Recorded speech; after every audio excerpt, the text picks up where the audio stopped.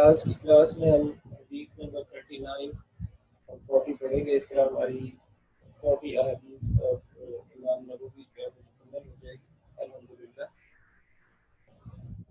تو آغاز کرتے ہیں حدیث نمبر 39 سے.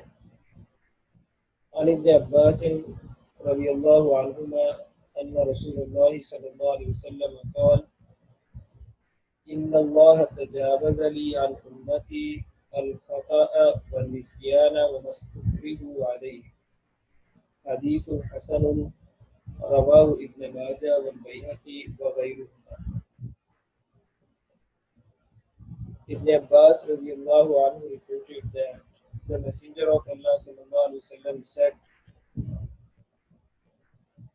"Truly Allah has, for my sake, pardoned the mistakes and forgetfulness of my community, and for what they have done under force or duress."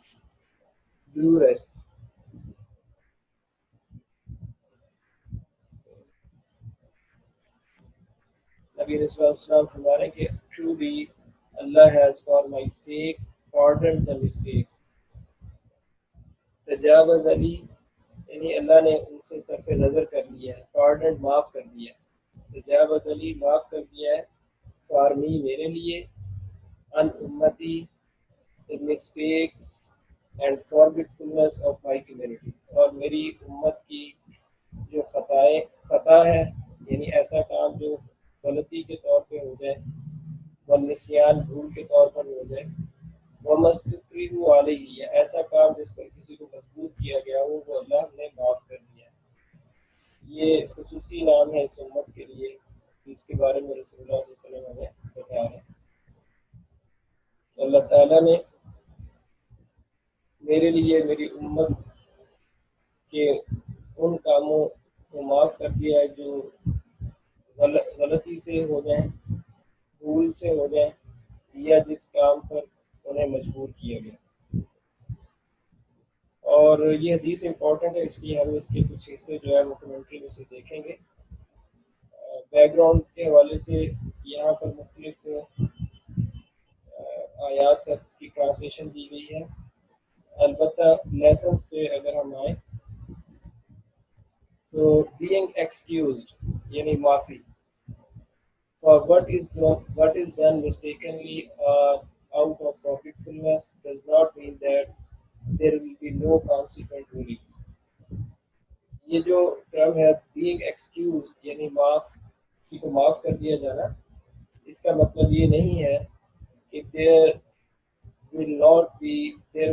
there will be no consequent rulings کہ اس کے کوئی نتائج نہیں ہوں گے. یعنی اس حدیث کو سمجھنے کے لیے کچھ مسائل کو سمجھنا ضروری ہے کہ معافی سے یہاں کیا مراد. لیسنز کی جو فرسٹ پیراگراف ہے اس میں ہم پڑھ رہے ہیں second line. This means that a person might be forgiven but he still has to take responsibility for his actions. یعنی وہ کہہ رہا ہے کہ اس چیز کا امکان ہے کہ ایک شخص کو معاف کر دیا جائے لیکن وہ اپنے کیے کا ذمہ دار ہوگا. The consequent ruling یعنی وہ فرمان یا وہ بات جو کسی آدمی کو ذمہ دار بناتی ہے for doing something mistakenly or out of forgiveness can be classified into 3 categories. کہ یہاں پر جو ہے اس بات کو سمجھنے کے لیے کہ معافی کیسے ہوتی ہے, کس کام میں ہوتی ہے, کس کام میں نہیں ہوتی, اور کون سی صورتیں ہیں جس میں معافی کی شکل کیا ہوگی, اس کو اس نے 3 کیٹیگریز میں بیان کیا. Number 1, there are mistakes where there is no consequent ruling, such as person or Muslim who eats during the day in the month of Ramadan out of forgetfulness. تو کہتے ہیں کہ کچھ ایسی غلطیاں ہیں, مسٹیکس ہیں, where there is no consequent ruling, جس کے جواب میں کسی فرد کو ذمہ دار نہیں ٹھہرا, یعنی اس کو اس کی کوئی پنلٹی, کوئی سزا, کوئی جرمانہ نہیں ہوتا. کانسیکوینٹ رولنگ یعنی اس کے نتائج اسے بھگتنا نہیں پڑتے. نو کانسیکوینٹ رولنگ, اسے کوئی نتائج نہیں ملتے. اور مثال کر دیے سچ ایز اے پرسن اور اے مسلم who eats during the day in the month of Ramadan out of forgetfulness. भूल चूक से अगर कोई आदमी रोजे में कुछ खा ले तो आपको पता है कि उसके ऊपर कोई सजा नहीं है. The majority of scholars say that his fasting is still valid and he does not have to repeat that. यानी उसका रोजा कायम रहेगा, उसको दोहराने की जरूरत. This opinion is based on the hadith that is related by Imam al-Bukhari and Imam Muslim, which states that any Muslim who eats during Ramadan out of forgetfulness will be excused and forgiven. यानी ये जो फैसला है ये इमाम बुखारी और इमाम मुस्लिम की इस हदीस पर मुश्तमिल है कि अगर कोई आदमी रोजे की हालत में भूल चूक से खा ले तो उसे माफ किया जाएगा. Second, there are consequent rulings to actions that are done out of mistakes or forgetfulness. कहते हैं कि कुछ ऐसे काम हैं जिनके जिनके नताइज करने वाले को भुगतने पड़ेंगे, खा वो उसने भूल चूक के से किया हो या गलती से किया. Such as if someone kills a Muslim by mistake, अगर कोई आदमी गलती से किसी मुसलमान को मार दे, as what happens nowadays in car accidents or road accidents at work. ठीक है कि ये हादसा जो होते हैं इसमें कोई आदमी जानबूझ के तो नहीं मारता किसी को, लेकिन इंसानी जान चली जाती है. तो इसमें क्या होगा? It is well known by scholars that for such a person there is no consequent ruling. ऐसे आदमी के लिए कोई रूलिंग नहीं है, यानी कोई उसको जुर्माना नहीं. देयर इज नो कफारा, यानी उसने कोई कफारा अदा नहीं करना है. ऑफ सिंस, गुनाह का, यानी यहाँ माफी से मुराद ये है तो वो गुनाहगार नहीं है, बट ही हैज टू पे द फिदिया. लेकिन जिस इंसानी जान का उसने नुकसान कर दिया, बेशक गलती से किया, उसके लिए वो फिदिया देगा. As it stated in the Quran, Quran पाक में दिया कि कोई आदमी किसी मुसलमान को गलती से कत्ल कर दे तो अगर तो अमदन कत्ल करेगा, जानबूझ के कत्ल करेगा, तो फिर तो उसके ऊपर क्या होगा? किसास होगा. लेकिन अगर साबित हो जाए कि इसने गलती से कत्ल नहीं, जानबूझ के कत्ल नहीं किया बल्कि ये हादसतन कत्ल हो गया, तो फिर उसको गुनाहगार नहीं होगा वो, लेकिन यह है कि उसको खून का जिसे फिदिया कहते हैं, वो शरीयत में उसके उसूल मुकर्रर है, कितनी अमाउंट है, क्या चीज़ है, वो उसको देना पड़ेगा. इसके बाद another example is if someone caused harm or damage to the property or money of someone else by mistake. In this case, the person is responsible and has to compensate for what he has damaged, even though he is forgiven by Allah and is not being regarded as sinful. कोई आदमी गलती से किसी का नुकसान कर दिया, गाड़ी में गाड़ी मार दी, गाड़ी नुकसान कर दिया, प्रॉपर्टी का नुकसान कर दिया, ठीक है, तो ये नहीं हो सकता कि वो कह दी कि अब मैंने कौन सा जानबूझ के किया. तो वो अल्लाह के यहाँ तो गुनाहगार नहीं है, लेकिन जिस आदमी का उसने नुकसान किया है वो नुकसान उसको पूरा करना पड़ेगा, कंपनसेट करना पड़ेगा.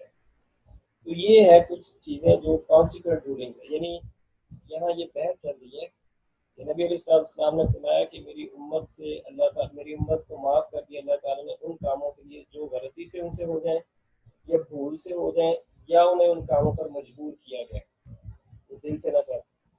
तो उनमें से जो दो पहली चीज़ें हैं, भूल के कोई काम करना या गलती से काम करना, उसकी क्या सूरत,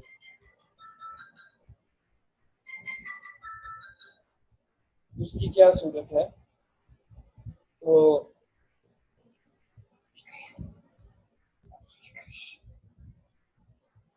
उसके लिए वो कह रहे हैं कि कुछ चीज़ें ऐसी हैं जिसके ऊपर कोई कॉन्सिक्वेंट रूलिंग नहीं है, यानी उसके कुछ नताइज आदमी को देते हैं. जबकि सेकंड ऑप्शन में हम अब ये स्टडी कर रहे हैं कि ये हर काम के लिए ऐसा नहीं है, कुछ चीज़ें ऐसी हो सकती हैं जिसमें इंसान को अपने नताइज के लिए जवाबदेह होना पड़ता है. मसलन तलबा होल्ड कीजिएगा. जी, अस्सलाम वालेकुम. हाँ जी.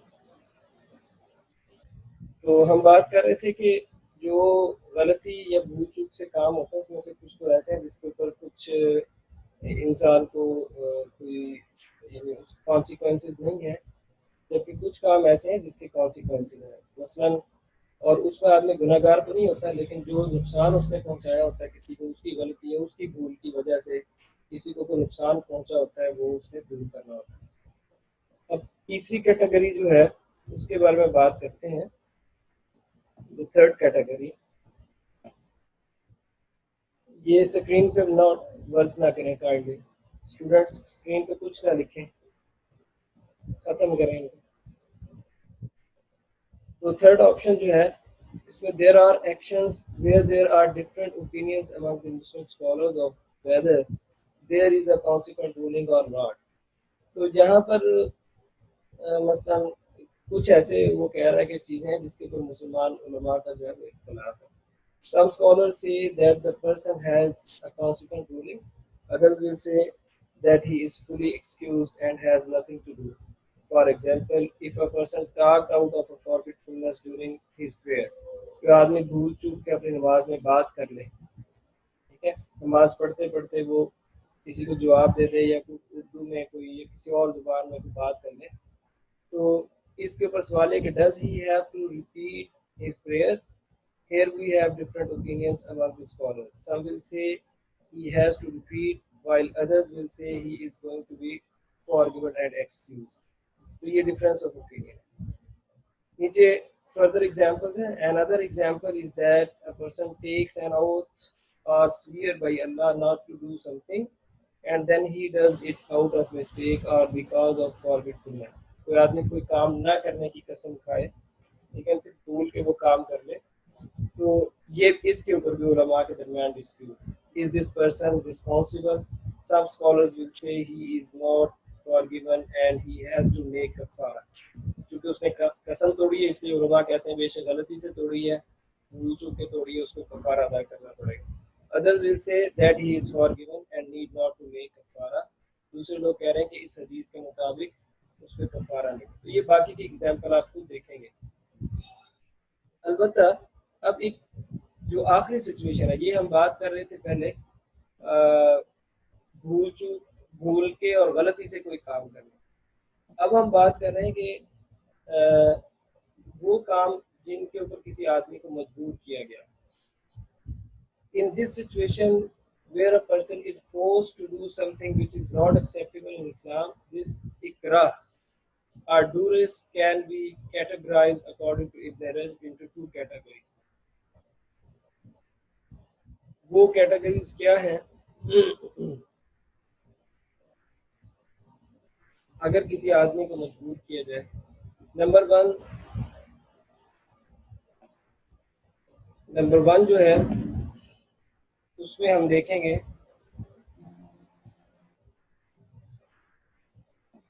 the person is powerless and has no choice to refuse doing an evil act or something which is not acceptable by Sharia۔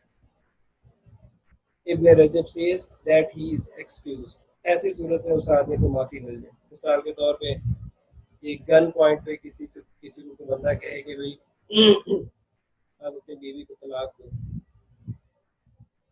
تو ورنہ تمہیں جان سے مار دیں گے، یا کسی خاتون کو گن پوائنٹ پر اس سے نکاح کا اقرار کروانا، نکاح کو قبول کروانا، تو یہ صورتیں ایسی ہیں جس میں وہ اس کے پاس کوئی چوائس نہیں ہے اور اس کو واضح طور پہ نظر آ رہا ہے کہ یہ لوگ مجھے مار ڈالیں گے یا مجھے نقصان پہنچائیں گے جس سے میری جان کو خطرہ ہو سکتا ہے۔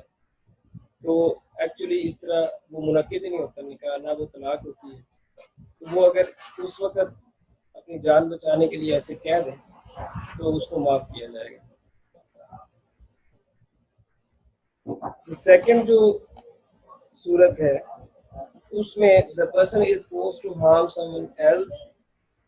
in this situation we look at، اگر یعنی ایک ہوتا ہے اپنی جان یا اپنی چیزوں کے نقصان کے بارے میں یا اپنے فیصلوں کے بارے میں، لیکن اگر کسی دوسرے کا نقصان کرنے کے لیے کہا جائے کہ دوسرے کو قتل کر دو جا کے، یا دوسرے کو جو ہے وہ اس کی پراپرٹی کا نقصان کر دو، یا کسی کے گھر میں آگ لگا دو، یا کوئی اور، ایسی صورت میں in this situation we look at the issue from the perspective that he has the power over his actions and can refuse to do the harm, but at the same time his intention is to remove the harm from himself rather than to harm the other person. تو اس صورت میں ہم یہ دیکھیں گے کہ بنیادی طور پر وہ آدمی جو ہے وہ آ، اس کے پاس چوائس کیا ہے، ٹھیک ہے، کیا وہ اس کام سے انکار کر سکتا تھا؟